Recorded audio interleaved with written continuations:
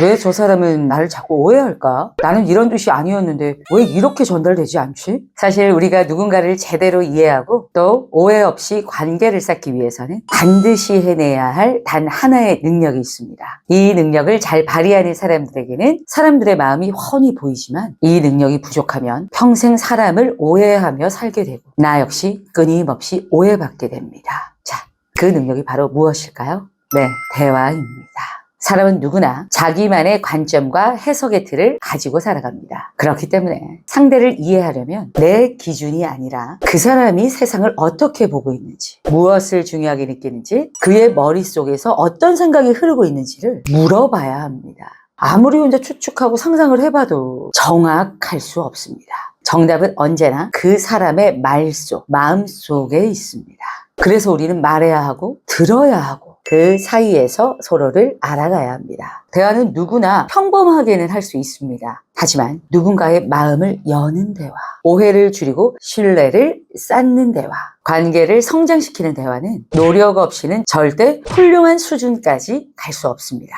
이번 영상은 여러분을 훌륭한 좋은 대화자로 만들어줄 5가지 방법을 준비했습니다. 이 5가지를 알게 되면 사람을 이해하는 속도가 달라지고 관계가 훨씬 편안해지고 여러분의 대화는 감동이 되고 힘이 되고 설득이 될 것입니다. 민지 나이스. 첫 번째, 의견의 표면이 아니라 뿌리를 찾아라입니다. 대화를 하고 있는데 말은 이렇게 오가는데 이상하게 서로 닿지 않는 느낌. 말은 계속 반복되는데 결론은 최소리. 분명 의견 충돌처럼 보이는데 사실은 서로 다른 곳을 바라보며 말하고 있는 거예요. 제가 강의와 상담을 하면서 가장 많이 보는 장면입니다. 제 인생과 일상에도 있는 부분이고요. 말은 표면을 떠다니고 진짜 이유는 깊은 곳에 묻혀있는 상황. 사람들은 표면적으로 의견을 말하지만 진짜 대화는 가치에서 시작됩니다. 예를 들어 총기 규제 같은 토론을 해보면 찬성 또는 반대라고 단순하게 갈리는 것 같지만 그 아래에는 전혀 다른 세계가 놓여 있습니다. 누군가는 안전을 말합니다. 총기 규제는 개인의 자유를 제한하는 것이 아니라 모든 시민의 생명을 지키기 위한 최소한의 안전장치입니다. 누군가는 자유를 말합니다. 총기 규제는 문제의 근본 해결이 되지 않습니다. 중요한 것은 규제가 아니라 책임 있는 소지와 관리 체계입니다. 이렇게 자유를 중시하는 사람은 스스로 선택한 권리를 가장 큰 가치로 둡니다. 즉 사람들은 의견을 말하는 것이 아니라 각자의 삶의 배경과 가치, 경험을 말하고 있는 것입니다. 그래서 좋은 대화자는 표면에서 싸우지 않습니다. 좋은 대화자는 뿌리를 찾습니다. 그럼 뿌리는 어떻게 찾냐고요? 질문 하나면 충분합니다. 우리가 정말 부딪히는 게 의견일까요? 아니면 그 의견을 만든 가치일까요? 이 의견 뒤에 당신이 진짜 중요하게 생각하는 건 무엇일까요? 이 질문을 받는 순간 상대는 멈춰섭니다. 겉으로 멈춰서든 마음으로 멈춰서게 돼 있습니다. 생각이 깊어지고 감정이 움직이고 관점이 확장됩니다. 그 순간 상대는 더 이상 주장하는 사람이 아니라 탐구하는 사람이 됩니다. 그리고 그 탐구의 모드가 켜진 순간 대화는 완전히 다른 차원으로 이동합니다. 대화의 에너지가 바뀌죠. 감정의 벽이 세워지던 순간에서 이해의 창이 열리는 순간으로 설득하려는 태도에서 함께 발견하는 태도로 변합니다. 이 단계가 되면 상대는 이렇게 느낍니다. 아, 이 사람은 나랑 싸우려고 하는 게 아니라 나를 이해하려고 하는구나. 그때 비로소 대화의 온도가 따뜻해지고 신뢰가 싹트고 관계가 한 걸음 더 가까워집니다. 한 부부와 함께 상담을 했을 때의 일입니다. 당신은 집안일을 너무 안 도와줘. 나는 나름 해. 당신 기준이 너무 높아. 표면만 보면 그냥 집안일 싸움 같죠? 그런데 제가 이렇게 질문했습니다. 두 분께 집안일은 어떤 의미인가요? 그제야 남편이 말합니다. 저는 집안일을 사랑의 표현으로 받아들여요. 함께 한다는 느낌이 좋아요. 아내는 바로 고개를 끄덕였죠. 저는 집안일이 평가받는 느낌이에요. 잘 못하면 혼나는 느낌이 들어요. 역할이 반대가 됐죠? 하지만 사실입니다. 그 순간 둘은 말문이 탁 트였습니다. 싸움이 집안일 때문에 난 것이 아니라 아예 완전히 다른 의미 때문에 난 것이었죠. 이게 바로 의견의 뿌리를 찾는 순간입니다. 두 번째, 상대를 관객이 아니라 작가로 만들어라 입니다. 상대가 분명 자신의 이야기를 하고 있는데 듣다 보면 뭔가 허전합니다. 정보는 들었는데 감정은 공백 상태. 아, 그래서 진짜 속마음 뭐지? 이런 느낌. 사람은 자기 이야기의 관객으로 말할 수도 있고 작가로 말할 수도 있다. 이런 말이 있습니다. 관객처럼 말하는 사람은요, 상황만 말합니다. 겉으로 드러난 사건만. 마치 본인의 이야기를 먼 발치에서 바라보듯 설명하죠. 그런데 우리가 정말 알고 싶은 건 무엇일까요? 그 사람이 그 장면에서 어떤 감정을 느꼈는지, 그 순간 마음속에 어떤 대사가 흘렀는지, 바로 그 내면의 이야기입니다. 그걸 꺼내는 힘이 좋은 대화자의 능력입니다. 예를 들어 누군가 회사에서 힘들었던 일을 말한다고 하면 대부분 이렇게 말합니다. 부장님이 나한테 이런 말을 했어요. 너무 스트레스였어. 여기서 우리가 흔히 하는 반응은 진짜? 야, 너무했다. 또는 야, 그냥 무시해. 이 정도에서 끝나죠. 그런데 여기서 대화의 깊이를 완전 바꿔주는 질문이 있습니다. 그 순간 네 마음속에서 가장 먼저 떠오른 생각은 뭐였어? 여기서부터 진짜 이야기가 시작됩니다. 근데 지금 너무 화가 나서 내 감정을 받아달라고 막 소리치면서 과격한 상태에서는 이런 질문보다 먼저 감정을 알아주는 게 좋겠죠. 좀 그럴 수가 있어. 많이 힘들었겠다. 하고 이후에 이런 질문을 던져보는 것이 좋습니다. 앞서 말씀드린 질문을 듣는 순간 상대는 멈춰서 생각을 하겠죠. 그 상황을 다시 떠올리고 그 장면을 생각합니다. 그리고 잊고 있던 감정들이 하나씩 올라옵니다. 이때 상대는 더 이상 관객이 아닙니다. 자기 경험을 스스로 쓰는 작가가 됩니다. 그 순간 대화는 달라집니다. 대화가 정보 교환에서 감정 교환으로 옮겨가고 상대는 자신이 존중받는다고 느끼면서 깊은 신뢰가 생기고 관계의 온도가 한 단계 올라갈 수 있습니다. 학생, 직장인, 기업의 대표, 리더분들, 부모님 세대까지 수많은 사람들과 상담을 해오고 그분들을 변화시키면서 확신하게 됐습니다. 사람은 자신의 진짜 이야기를 말할 때 치유되고 그 감정을 누군가 받아줄 때 성장합니다. 좋은 대화자는 상대의 말을 무작정 막 끌어내는 사람이 아니라 상대가 자신의 이야기의 주인이 되도록 돕는 사람입니다. 그 순간 당신의 머릿속에 가장 먼저 떠오른 생각은 무엇이었나요? 그 상황은 당신에게 어떤 의미였나요? 이 두 가지 질문만 있어도 당신은 어떤 대화에서도 상대의 진짜 감정을 꺼내주는 사람, 신뢰를 만드는 사람, 그리고 위로를 통해 관계를 깊게 연결하는 사람이 됩니다.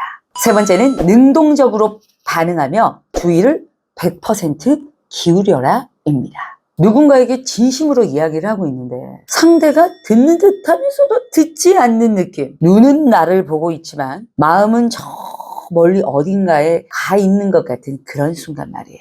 사람은 놀랍도록 빠르게 알아챕니다. 지금 내 얘기가 반만 전달되고 있구나. 이렇게 느껴지는 순간 마음의 문은 바로 닫혀버립니다. 좋은 대화자, 평범한 대화자. 이 차이는 얼마나 집중하느냐에서 출발합니다. 듣는 척이 아니라 그 사람 말을 진심으로 듣고 있다는 태도 말입니다. 자, 그럼 주의를 100% 기울인다. 이것은 무엇일까? 많은 분들이 이렇게 말합니다. 선생님, 저도 집중하려고 노력하는데 잘 안 돼요. 그런데 집중은 기술이 아니라 태도입니다. 내가 지금 이 사람의 세계로 들어가겠다. 이런 마음의 결심이 먼저입니다. 그 다음에 기술이 따라옵니다. 첫째, 자세를 앞으로 기울입니다. 이렇게요. 사람은 앞으로 기울어진 자세에서 관심이라는 신호를 가장 강하게 받습니다. 둘째, 눈을 맞춥니다. 눈빛이 흔들리지 않고 머무는 시간 자체가 상대에게 당신에게 집중하고 있습니다. 라는 메시지를 줍니다. 셋째, 고개 끄덕임과 호흡으로 말의 흐름을 따라갑니다. 이건 억지 리액션이 아니라 상대방의 말의 결을 함께 느끼는 리듬입니다. 이렇게 들으면 단순한 것 같죠. 하지만 실제 현장에서 이 세 가지가 동시에 되는 분은 거의 없습니다. 그래서 더 강력합니다. 자, 주의를 100% 기울이면 대화가 어떻게 달라질까요? 상대는 내 이야기를 진심으로 듣는 사람이구나 하고 느낍니다. 다음으로 상대는 더 많은 이야기를 꺼내기 시작합니다. 마지막으로 신뢰의 속도가 2배로 빨라집니다. 어느 날 한 청년이 찾아왔습니다. 겉으로는 밝았지만 마음속에는 꽤 힘든 고민을 품고 온 상태였어요. 처음엔 짧게 이야기를 하죠. 그냥 좀 지쳤어요. 요즘 생각도 좀 많고요. 그때 저는 말을 많이 하지 않았습니다. 제 스타일 아시죠? 저 말 많이 하는 사람이거든요. 그저 그의 말에 온전히 집중을 했습니다. 몸을 살짝 앞으로 기울이고 눈을 맞추고 그가 멈추면 나도 멈추고 그의 호흡이 가라앉으면 나도 호흡을 맞추며 조용히 기다렸습니다. 잠시 후 그 청년이 저에게 이렇게 말했죠. 선생님 이상하네요. 여기 앉아있으니까 왜 이렇게 말이 편하게 나오죠? 이것은 바로 주의를 100% 기울였다는 증거입니다. 온전히 상대방을 위해 집중했다는 증거죠. 태도는 말보다 더 강력한 신뢰의 기술이라는 것. 당신의 이야기는 여기서 소중하게 다뤄지고 있습니다. 지금 이 시간 나는 당신에게 집중하고 있습니다. 당신의 이야기는 가치가 있습니다. 당신은 지금 이 자리에서 존중받고 있습니다.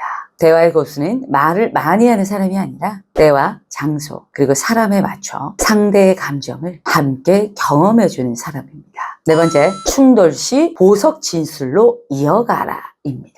대화를 하다 보면 이런 순간이 있습니다. 말은 오가고 있는데 어느 순간 분위기가 이상하게 흐르면서 대화가 점점 전쟁처럼 변하는 그 느낌, 그 순간 말입니다. 특히 서로 마음은 너무 좋은데 표현하는 방식이 다른 사람들, 그런 사람들 사이에서 이 충돌은 쉽게 일어납니다. 이때 여러분 보석 진술을 하십시오. 보석 진술이란 서로 동의할 수 있는 단 하나의 문장, 두 사람이 공유하고 있는 공통의 진심으로 돌아가는 말을 의미합니다.